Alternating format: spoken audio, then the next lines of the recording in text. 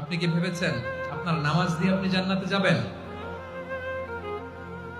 আপনি তাহাজ্জুদ গুজার, সেজদা দিতে দিতে কপালে দাগ ফেলেছেন, এটা আপনারা জান্নাতে নেবে না। আপনি এলাকার সবচেয়ে বড় হাতেম তাই দানশীল, এই দানের ভরসায় বসে আছেন। কুশ্চিন কালো ভাব। আমাদের নামাজ, আমাদের রোজা, আমাদের ইবাদত, এগুলোকে মিজানের পাল্লায় উঠালে কোনো ওজনই হবে না।